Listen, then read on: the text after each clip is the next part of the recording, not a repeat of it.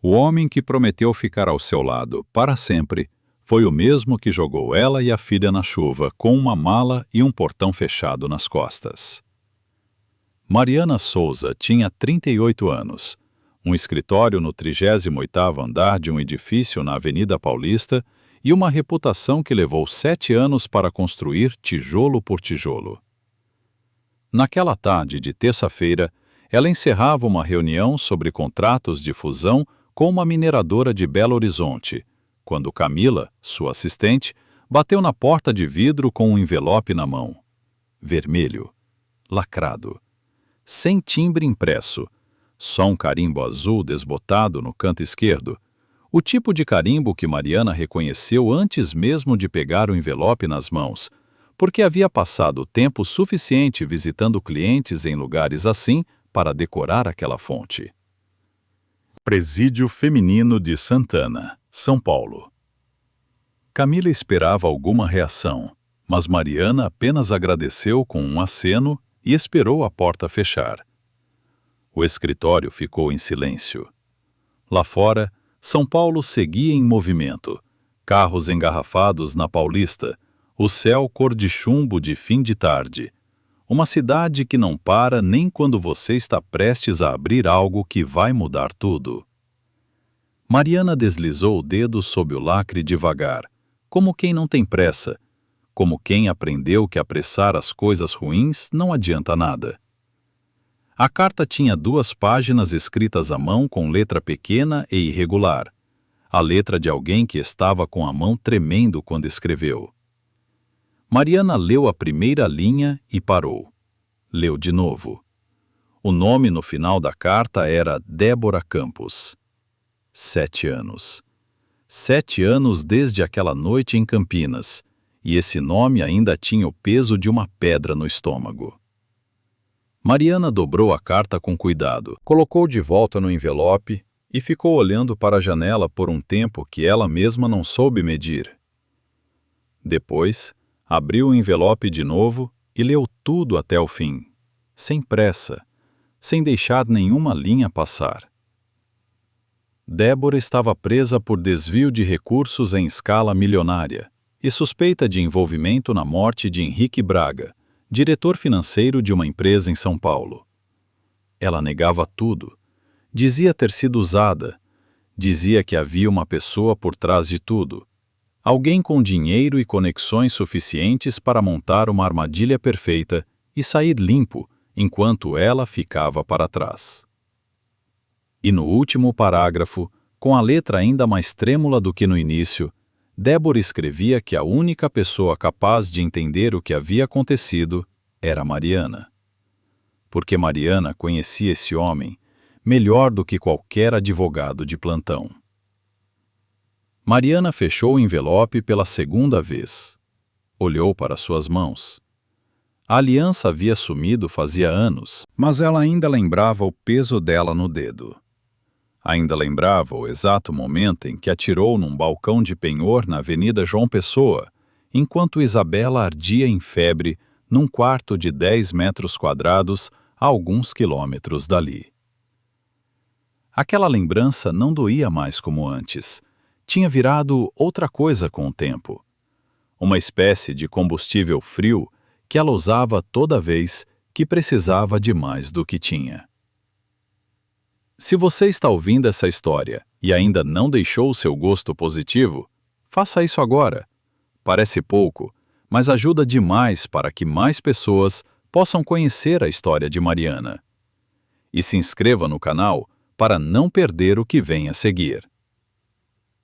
Naquela noite, enquanto o escritório esvaziava e as luzes da Paulista acendiam lá fora, Mariana ficou na cadeira com a carta aberta na mesa e deixou a memória vir. Porque às vezes é preciso deixar.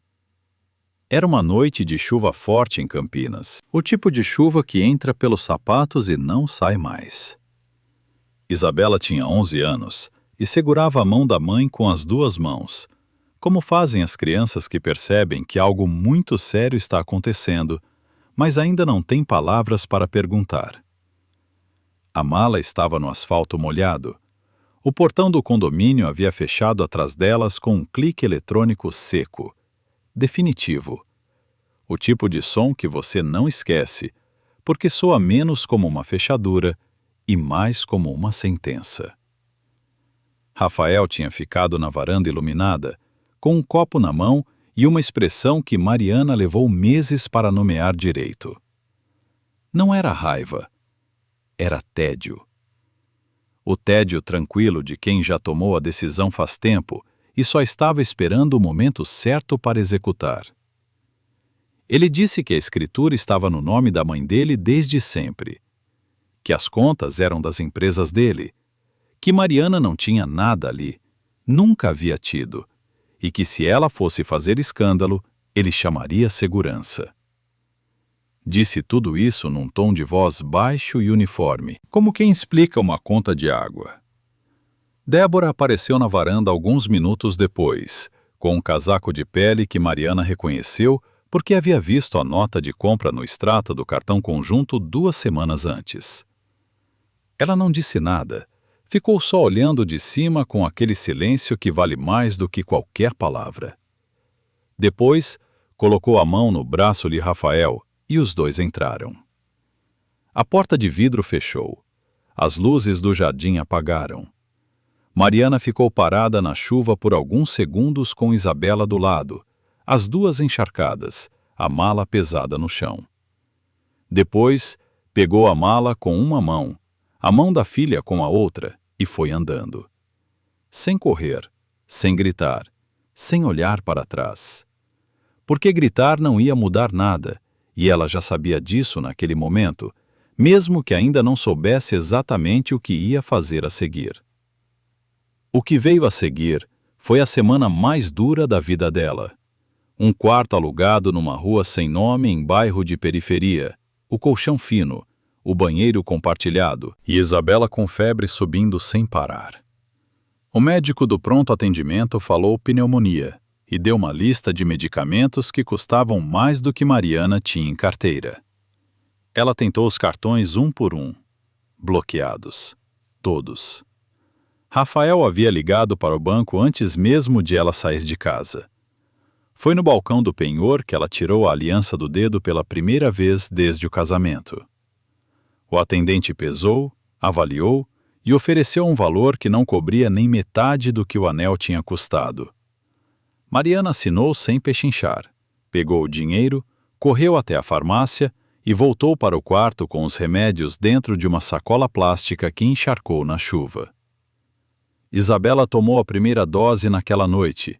A febre começou a ceder de madrugada, e Mariana ficou sentada no chão ao lado do colchão, ouvindo a respiração da filha normalizar, devagar, até que ficou regular o suficiente para ela soltar o ar que estava segurando fazia horas. De manhã, com o dedo ainda marcado onde a aliança ficou por anos, Mariana entendeu uma coisa com uma clareza que nunca mais foi embora. Ela tinha um diploma de direito guardado numa pasta no fundo de uma mala. Tinha inteligência, tinha raiva controlada e tinha uma filha que dependia dela para tudo. Eram 3 razões mais do que suficientes para recomeçar. Só que desta vez, sem pedir licença para ninguém. Débora Campos havia passado 43 dias no presídio de Santana antes de escrever aquela carta. E quando Mariana entrou na sala de visitas na manhã seguinte, a primeira coisa que percebeu foi que 43 dias naquele lugar eram capazes de mudar uma pessoa mais do que anos do lado de fora. A sala cheirava a produto de limpeza barato misturado com algo que nenhum produto conseguia cobrir direito. As paredes eram de um verde desbotado, que talvez um dia já tivesse sido outra cor. Mariana colocou a pasta de couro sobre a mesa, puxou a cadeira e sentou sem pressa, como fazia em qualquer reunião de trabalho, porque para ela era exatamente isso, uma reunião de trabalho. Nada mais do que isso. Débora entrou alguns minutos depois, acompanhada por uma agente. O uniforme cinza estava grande demais para ela. O cabelo, que Mariana se lembrava sempre bem arrumado, estava preso de qualquer jeito com um elástico. Ela parou quando viu Mariana. Ficou parada por alguns segundos no meio da sala, como se tivesse esquecido como se movimenta, como se o simples ato de dar mais um passo exigisse uma decisão que ela ainda não havia tomado. Mariana não disse nada. Esperou. Débora finalmente foi até a cadeira e sentou na beirada, com as mãos no colo, os ombros curvados para dentro. A mulher que havia ficado de pé na varanda iluminada olhando Mariana e Isabela na chuva, agora mal conseguia sustentar o próprio olhar. Mariana observou tudo isso com atenção. Não com satisfação, só com atenção, porque detalhes como aqueles diziam muito sobre o que uma pessoa estava disposta a fazer para sair de onde estava. Débora abriu a boca e o que saiu foi um pedido de desculpas. Longo, confuso, cheio de pausas e de frases que não terminavam. Mariana esperou ela terminar e depois disse apenas: "Abra a pasta que está na sua frente." Débora obedeceu. Dentro havia uma cópia dos autos do processo, marcada em vários pontos com post-its amarelos. Mariana disse: "Eu sei o que está escrito ali. Quero que você me conte o que não está. Comece pelo começo e não pule nada." O que Débora contou nas 2 horas seguintes era ao mesmo tempo simples e brutal. Rafael Campos havia chegado até ela cerca de 3 anos antes, quando ela trabalhava no setor administrativo de uma construtora em São Paulo. Ele era charmoso, generoso, o tipo de pessoa que faz você se sentir especial, de um jeito que parece natural, não forçado. Em menos de 1 ano, ela havia deixado o emprego, mudado para um apartamento que ele pagava no Itaim Bibi e assumido o cargo de diretora de uma empresa chamada Campos Participações, registrada no nome dela com um CNPJ que ela nunca havia pedido e documentos que ela havia assinado sem ler, porque Rafael disse que era só uma formalidade para reduzir impostos. Mariana notou tudo isso sem interromper. Depois perguntou sobre Henrique Braga. Débora baixou os olhos. Disse que Henrique era o diretor financeiro de uma das empresas do grupo e que havia começado a fazer perguntas que Rafael não queria responder. Numa tarde, Rafael pediu que ela fosse até o escritório buscar alguns documentos que ele havia deixado numa gaveta. Ela foi. A sala de Henrique estava com a luz acesa e a porta entreaberta. Ela entrou. Henrique estava caído. Ela tentou ajudar, chamou socorro, ficou ali ao lado até a ambulância chegar. Quando a polícia chegou, minutos depois, o copo d'água com as impressões digitais dela estava na mesa, e ela estava sozinha na sala com um homem que já não respondia mais. Mariana parou de escrever. Olhou para Débora. Perguntou quem havia ligado para a polícia.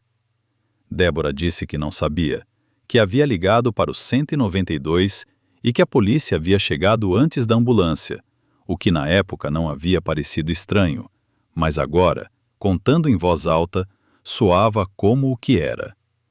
Uma armação montada com calma e antecedência por alguém que conhecia cada peça do tabuleiro. Mariana fechou o bloco de notas, disse que ia assumir a defesa, mas que havia uma condição, uma só. Débora ia contar tudo o que sabia, sem omitir nada, sem tentar proteger Rafael por qualquer razão que fosse. Débora concordou rápido demais, com aquele tipo de concordância apressada de quem está com medo. Mariana olhou para ela por um momento e disse: "Você ainda não me contou tudo." Débora abriu a boca para negar, mas Mariana já estava fechando a pasta. "Você tem 24 horas para decidir se quer que eu volte amanhã ou não." Depois se levantou, chamou a agente e saiu sem olhar para trás. No corredor de volta para a saída, Mariana passou pelas outras salas de visita, pelos rostos colados nos vidros, pelo barulho surdo de portas de ferro.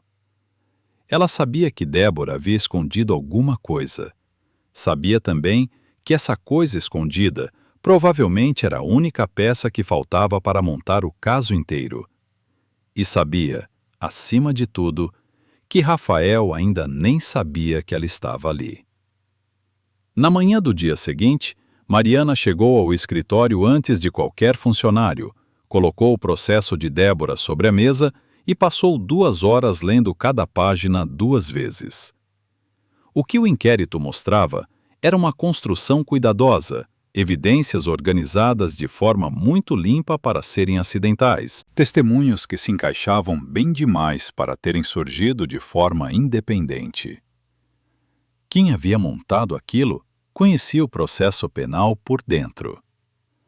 Mariana estava na 3ª leitura quando Camila chegou com um café e uma folha de papel dobrada em 2. Disse que havia chegado sem envelope pelo serviço de mensageiros, sem remetente, só com o nome de Mariana escrito na frente. Mariana esperou Camila sair para abrir. Dentro havia uma linha só, escrita à mão em letras maiúsculas. Você não sabe no que está se metendo. Ela dobrou o papel, colocou dentro da pasta e tomou o café até o fim. Ameaças anônimas tinham 2 funções possíveis: assustar ou informar. Essa havia informado uma coisa muito útil. Rafael Campos já sabia que ela estava no caso. O que Mariana precisava agora era de alguém que conhecesse os caminhos que o dinheiro percorre quando não quer ser encontrado e que soubesse onde as pessoas que sabem demais costumam se esconder quando precisam desaparecer. Havia exatamente uma pessoa que ela conhecia com essas 2 habilidades.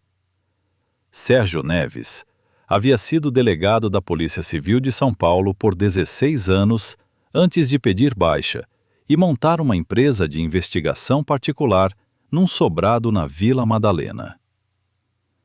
Mariana havia cruzado com ele em 3 casos diferentes nos últimos anos e havia aprendido que Sérgio tinha uma qualidade rara. Ele só dizia que ia fazer quando de fato ia fazer. Ela ligou para ele às 10 da manhã. Ele atendeu no 2º toque. Mariana disse que precisava de um encontro naquele dia, que era urgente, e que ela explicava pessoalmente. Sérgio disse onde e que horas. Ela disse que estaria lá. O que ela não disse, nem por telefone, nem para ninguém no escritório, era o nome que havia surgido nos documentos do caso, enterrado em 2 linhas de um contrato societário de 3 anos atrás. Eunice Farias, ex-contadora-chefe das empresas de Rafael, responsável por toda a movimentação financeira do grupo durante 5 anos. Eunice havia pedido demissão 6 meses antes de Henrique Braga morrer, sem dar explicação, sem pegar as verbas rescisórias, sem deixar endereço. Uma pessoa que abre mão de tudo que tem e some sem rastro não está mudando de emprego. Está fugindo de algo. Ou de alguém. Se Eunice estava viva e se ela havia guardado alguma coisa antes de sumir, o caso inteiro mudava de forma. Mariana pegou a pasta, colocou na bolsa e saiu para a reunião com Sérgio. Na porta do elevador, o celular vibrou. Era uma mensagem de Débora. 3 palavras só. Eu lembro mais. Eunice Farias havia assumido com tanta precisão que Sérgio Neves, homem que havia encontrado pessoas que não queriam ser encontradas durante 16 anos de carreira, ficou em silêncio por alguns segundos quando Mariana jogou o nome sobre a mesa do boteco na Vila Madalena. Sérgio tinha 52 anos, ombros largos e um jeito de ouvir que fazia as pessoas sentirem que cada palavra delas estava sendo pesada antes de ser guardada. Ele folheou as cópias que Mariana havia trazido, bateu o dedo na foto de Eunice no contrato societário e disse: essa mulher não saiu, ela foi retirada. Tem diferença. Mariana disse que sabia da diferença e que precisava que ele a encontrasse antes que Rafael percebesse que o cerco estava fechando. Sérgio perguntou quanto tempo ela tinha. Mariana disse que o promotor estava acelerando o processo e que se em 2 semanas eles não tivessem algo concreto, Débora ia ser condenada com base no que estava nos autos. E o que estava nos autos era suficiente para isso. Sérgio pediu mais café, olhou para a rua por um momento e disse que havia um problema. Rafael Campos tinha contatos dentro de pelo menos 2 delegacias da capital. Não era segredo para quem conhecia o ambiente. Se algum movimento ficasse visível cedo demais, a informação chegaria até Rafael antes deles chegarem até Eunice. Mariana disse que estava ciente disso e que havia outro problema também. Alguém dentro do seu próprio escritório estava repassando informações para fora. Sérgio ergueu uma sobrancelha. Mariana colocou sobre a mesa uma folha com 3 transferências bancárias para uma conta no nome de Maria das Graças Rodrigues, mãe de Camila, a assistente que havia entrado no escritório com o envelope vermelho 2 dias antes. Sérgio estudou a folha. As transferências eram de empresas diferentes, todas com CNPJ, registrado nos últimos 2 anos, todas parte do grupo de Rafael. Ele disse que era um trabalho limpo para ser obra de amador, que alguém havia orientado Camila sobre como receber sem deixar rastro óbvio. Só que quem havia orientado não havia considerado que Sérgio sabia onde procurar quando os rastros tentam ser discretos. Mariana disse que não ia demitir Camila ainda. Sérgio entendeu antes que ela terminasse de explicar. Se Camila saísse agora, Rafael saberia que o canal havia sido descoberto e fecharia todos os outros antes que eles conseguissem identificá-los. Camila no lugar dela era mais útil do que Camila na rua, desde que Mariana controlasse o que chegava até ela. Sérgio guardou as folhas, deixou o dinheiro sobre a mesa para o café e disse que ia começar por Minas Gerais.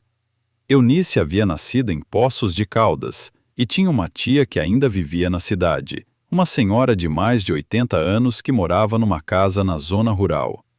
Era o tipo de lugar onde uma pessoa cansada e assustada poderia passar meses sem aparecer para ninguém. Mariana disse que precisava que ele fosse com cuidado, sem deixar rastro de passagem pelo sistema. Sérgio disse apenas: "Não é a primeira vez que faço isso." Levantou e foi embora sem olhar para trás. Mariana ficou mais alguns minutos no boteco. Pela janela, a Vila Madalena ia amanhecendo devagar, padarias abrindo, gente passando com pressa. Ela pensou em Débora na cela e na mensagem de 3 palavras que havia chegado de manhã. Eu lembro mais. O que Débora havia guardado para si na primeira visita podia ser qualquer coisa. Um nome, uma data, um detalhe que parecia pequeno, mas que mudava a direção de tudo. Mariana voltaria ao presídio no dia seguinte para ouvir. Por enquanto, tinha outra coisa para resolver. Rafael Campos entrou no restaurante em Pinheiros com 12 minutos de atraso e o tipo de expressão de quem não considera isso um problema. O lugar tinha mesas de madeira escura, luz baixa no meio do dia, o tipo de ambiente que faz uma conversa parecer mais privada do que é. Mariana já estava sentada com um copo d'água na frente quando ele chegou. Ele olhou para ela uma vez da entrada antes de caminhar até a mesa, como quem está avaliando algo antes de decidir como se comportar. Depois, puxou a cadeira com calma excessiva, sentou e pediu vinho ao garçom sem consultar a carta. Mariana o observou fazer tudo isso em silêncio. Rafael havia envelhecido bem, como envelhecem as pessoas que nunca sofreram consequência por nada. Os cabelos levemente grisalhos nas laterais, o terno sob medida, o relógio que custava mais do que um carro médio. Ele olhou para ela com um tipo de expressão que mistura condescendência com algo parecido com curiosidade. Disse que estava feliz em ver que ela havia se saído bem. Disse isso como elogio, como se o progresso de Mariana fosse resultado de alguma generosidade dele em ter saído da frente. Mariana não respondeu ao comentário. Disse que ele havia pedido o encontro, que ela havia aceitado para ouvi-lo, e que ele podia ir direto ao ponto porque ela tinha reunião às 3. Rafael deixou o sorriso de lado, colocou os cotovelos sobre a mesa e disse que sabia que ela estava representando Débora e que entendia o motivo, que ressentimento era algo humano e que ele não guardava mágoa, mas que havia chegado a hora de ter uma conversa adulta sobre o que estava em jogo. Disse que havia um apartamento no Itaim Bibi, novo, escriturado, pronto para ser transferido para o nome de quem ela quisesse, e que havia também um valor em reais que começava com 4 e terminava em 3 zeros depois de 2 outros zeros. Tudo isso em troca de uma renúncia assinada. Uma só folha, dizendo que ela se retirava da defesa por conflito de interesses. Mariana pegou o copo d'água, bebeu devagar. Colocou o copo de volta com calma e disse que a proposta era generosa demais para quem não tinha nada a esconder. Rafael endureceu. A cordialidade saiu do rosto dele rápido demais para ter sido verdadeira. Disse que ela estava brincando com algo que não entendia, que o processo de Débora era simples e que as provas eram sólidas, e que se Mariana insistisse em transformar aquilo em algo que não era, ela ia descobrir que reputação leva anos para construir e dias para ser destruída. Disse esse pedaço com uma lentidão específica, de quem quer que cada palavra fique gravada. Mariana o deixou terminar. Depois disse: "Você disse que as provas são sólidas, que o caso é simples, que Débora fez o que dizem que ela fez. Então por que você está aqui oferecendo apartamento e 400 mil reais para que a advogada dela vá embora?" Rafael abriu a boca. Fechou. O garçom chegou com o vinho e ele esperou o garçom se afastar antes de dizer qualquer coisa. Mas quando olhou para Mariana de novo, ela já havia pegado a bolsa e estava de pé. Disse que ia deixar ele com o vinho e com a conta. Disse isso sem elevar a voz, sem ironia exagerada, só como um fato. E foi embora. Na calçada do lado de fora, com um barulho de pinheiros ao redor, ela tirou da bolsa interna da jaqueta um gravador pequeno, do tamanho de um isqueiro, e pressionou o botão de pausa. O contador marcava 27 minutos de gravação. Cada palavra de Rafael estava ali, incluindo a parte do apartamento, incluindo a ameaça sobre a reputação, incluindo o silêncio quando ela perguntou por que ele estava com tanto medo de um caso simples. Ela colocou o gravador de volta na bolsa e chamou o carro. Enquanto esperava, o celular vibrou. Era Sérgio. A mensagem tinha 4 palavras. Acho que a encontrei. Naquela mesma noite, enquanto Mariana dormia, alguém entrou no sistema interno do escritório e copiou todos os arquivos do caso de Débora. Ela descobriu isso às 7 da manhã, quando o técnico de T1 ligou para dizer que havia detectado um acesso remoto às 2h43 da madrugada, feito com as credenciais de Camila, a partir de um endereço IP que não era da rede do escritório.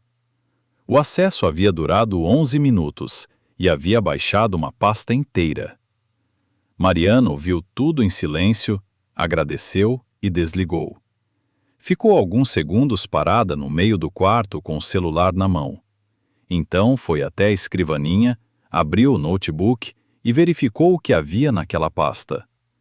Documentos do processo, anotações do bloco de notas digitalizado, cópias dos contratos societários. Tudo o que ela havia registrado desde o primeiro dia. Menos uma coisa. O arquivo com a gravação do restaurante em Pinheiros, ela havia salvo num HD externo pessoal que ficava em casa, não na rede do escritório. Rafael havia conseguido quase tudo, mas não aquilo. Mariana tomou o café de pé na cozinha, pensando. O movimento de Rafael era desesperado, e ela sabia reconhecer desespero quando via, porque havia sentido o próprio por tempo suficiente para conhecer cada forma que ele assume.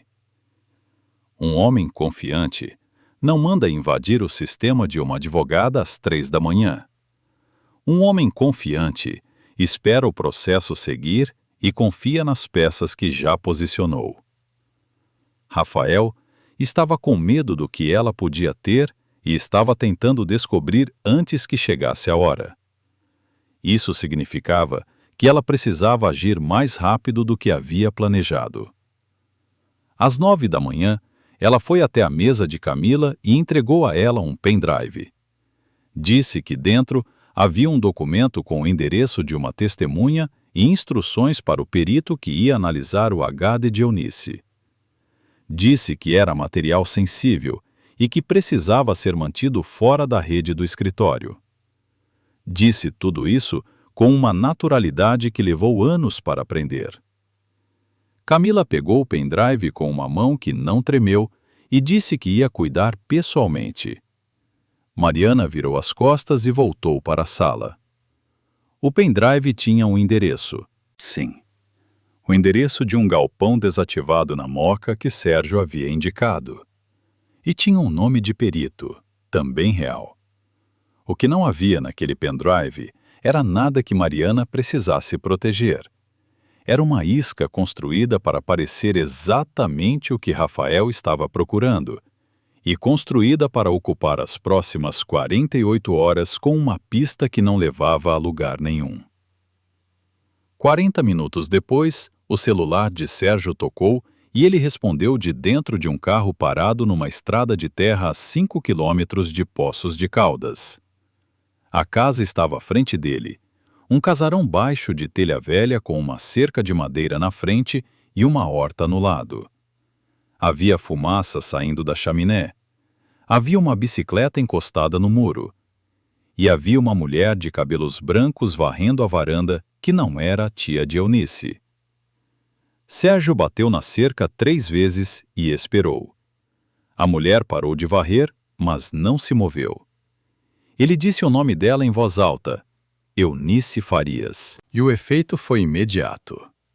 Ela virou o corpo para o lado errado antes de virar para ele, o tipo de reação de quem ouviu o próprio nome e tentou fingir que não. Depois ficou parada com a vassoura na mão olhando para ele por alguns segundos. Sérgio disse que não havia vindo de São Paulo e que não havia vindo de Rafael Campos. Disse que havia vindo de uma advogada chamada Mariana Souza e que se Eunice quisesse confirmar, podia ligar para o número que ele ia deixar na caixa de correio. Eunice não disse nada.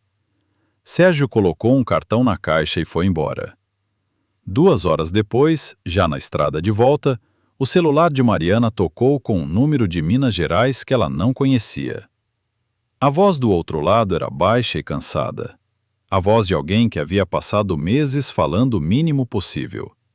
Disse, eu sei quem você é. Disse, eu tenho o que você precisa. E disse uma terceira coisa que fez Mariana encostar o carro no acostamento para ouvir direito. Eunice havia guardado um HD externo com os logs completos de todas as transações do grupo de Rafael durante 4 anos. Os logs não eram só números. Eram registros de acesso com IP, horário, dispositivo e autenticação biométrica. Cada transferência havia sido feita do endereço residencial de Rafael e confirmada com a impressão digital dele. Débora havia assinado documentos em papel, sim, mas os movimentos reais do dinheiro nunca haviam passado pelas mãos dela. Cada centavo havia sido movido por Rafael em pessoa. Mariana perguntou onde estava o HD. Eunice disse que estava com ela.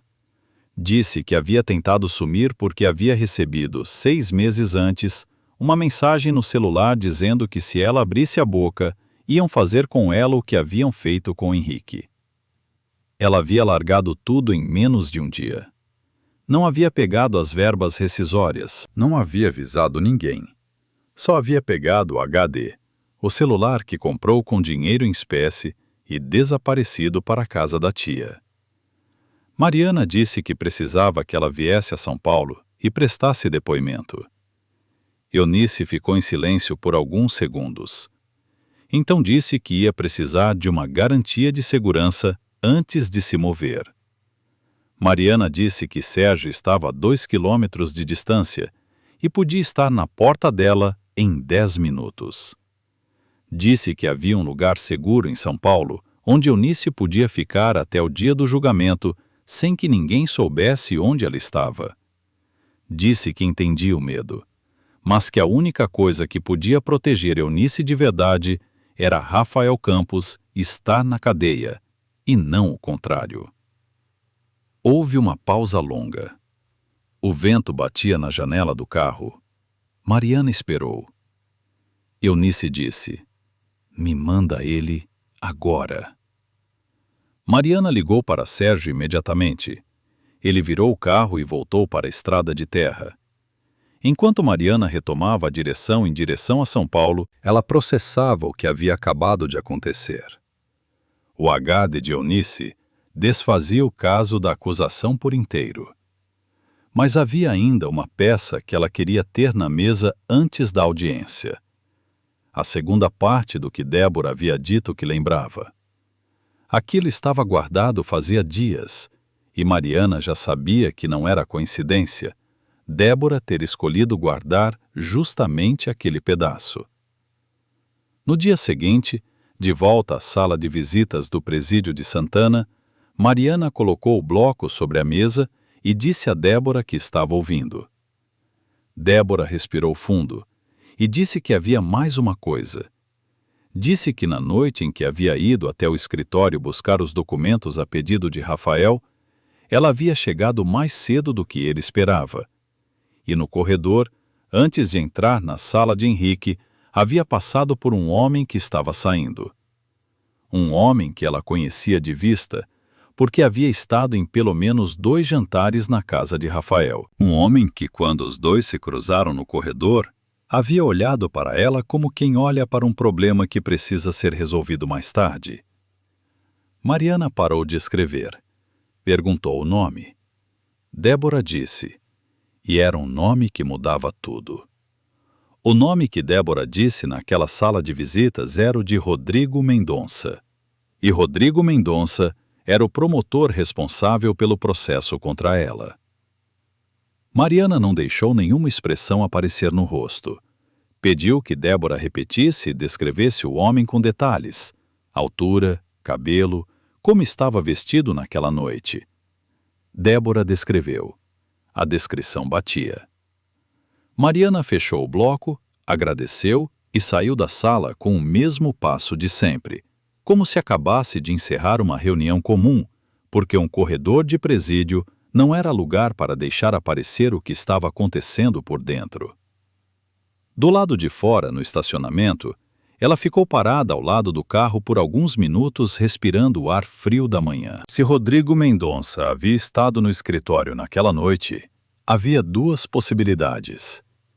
Ou ele era testemunha e havia escondido isso deliberadamente, o que já era grave o suficiente para comprometer o processo inteiro, ou ele era parte do que havia acontecido com Henrique Braga, o que transformava o caso numa direção que Mariana precisava manusear com muito mais cuidado do que havia manejado até então.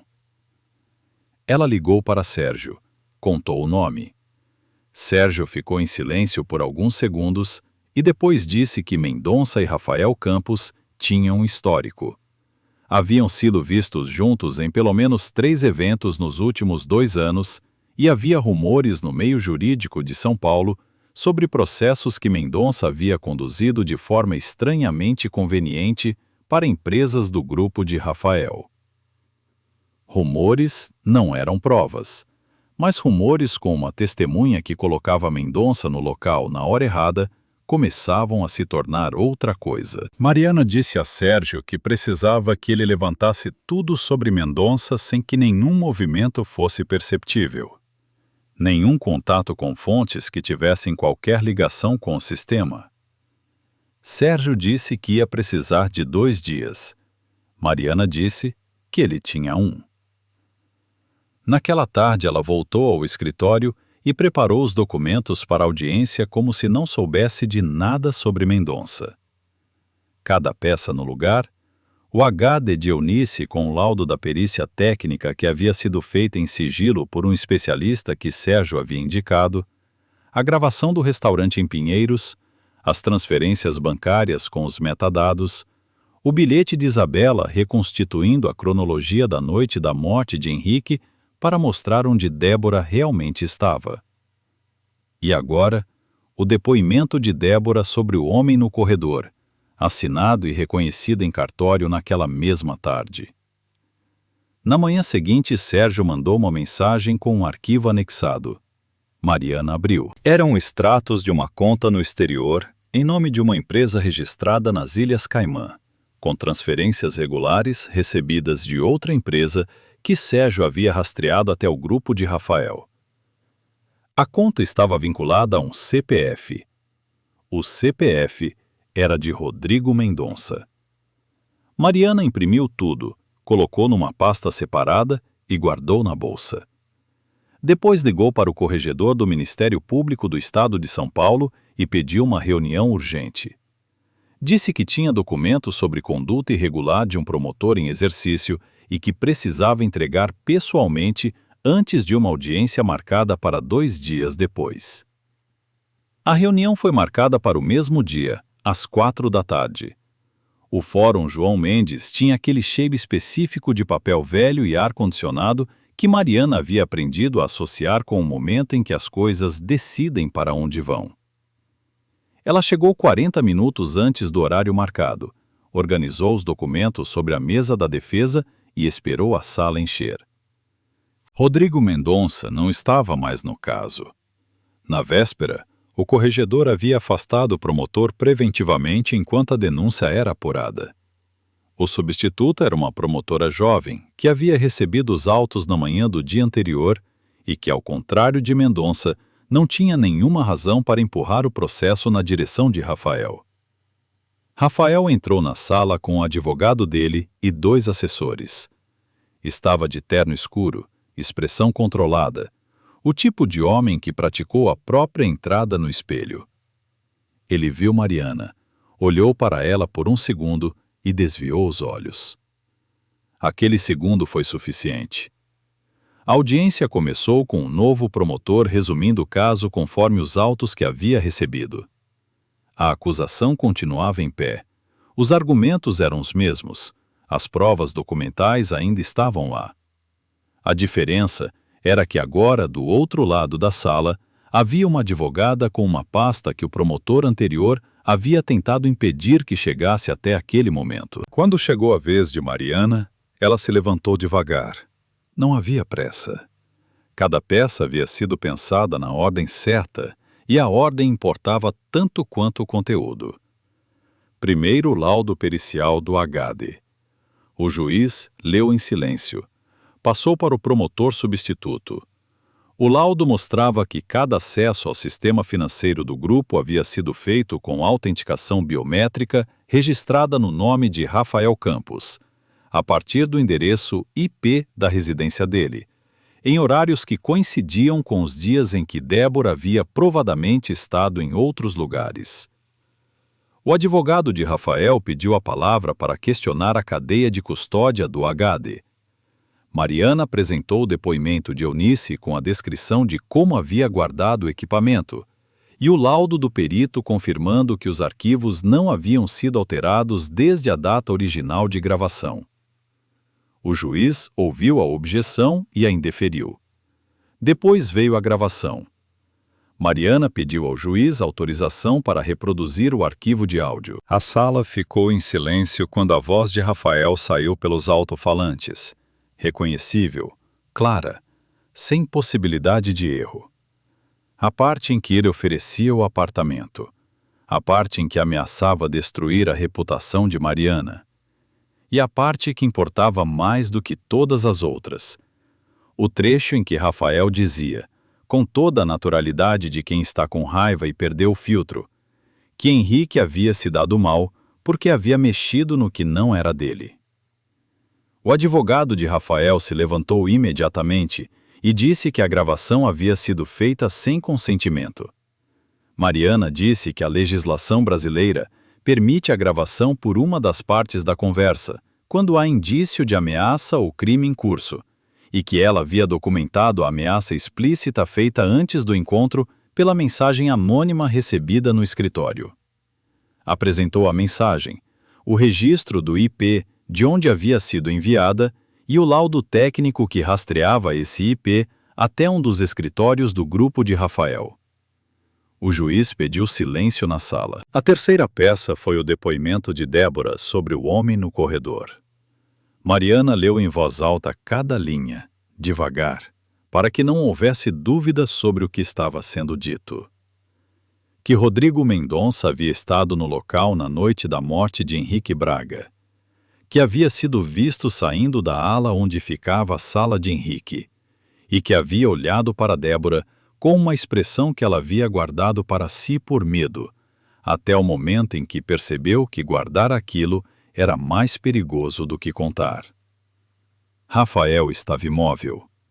O advogado dele estava escrevendo com urgência num bloco.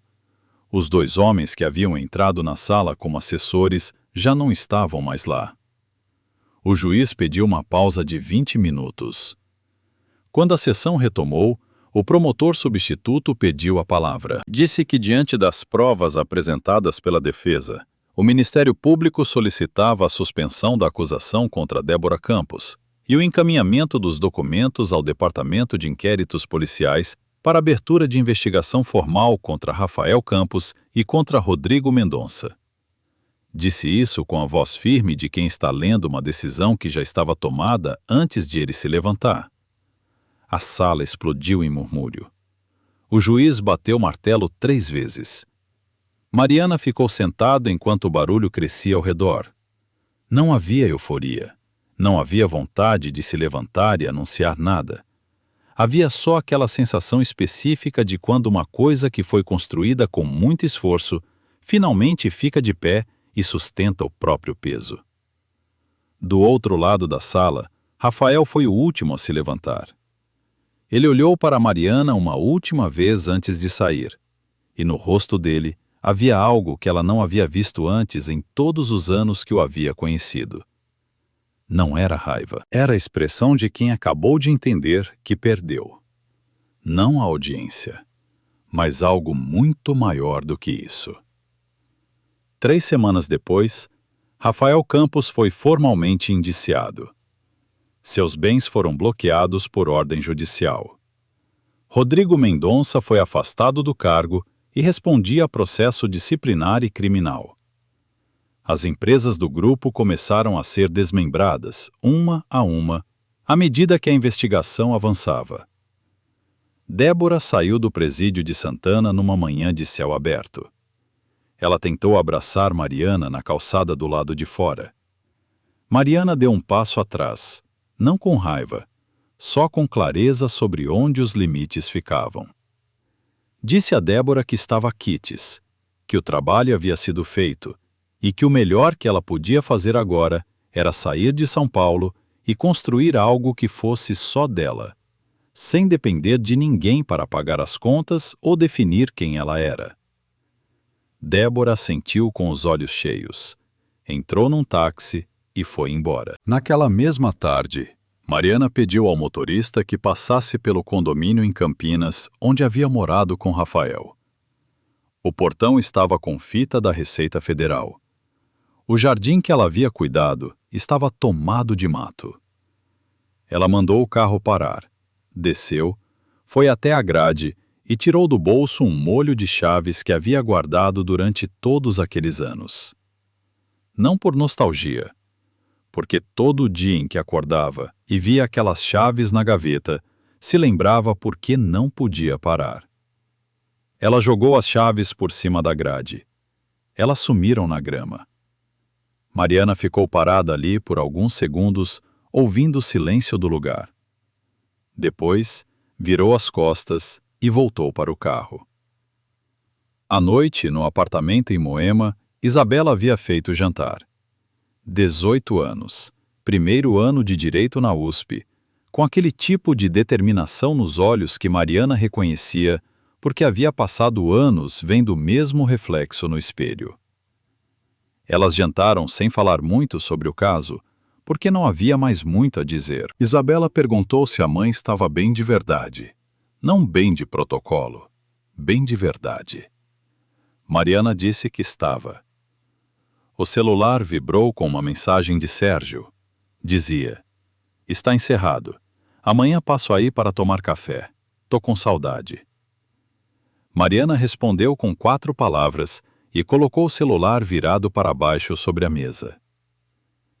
A história de Mariana Souza não é sobre uma mulher que se vingou.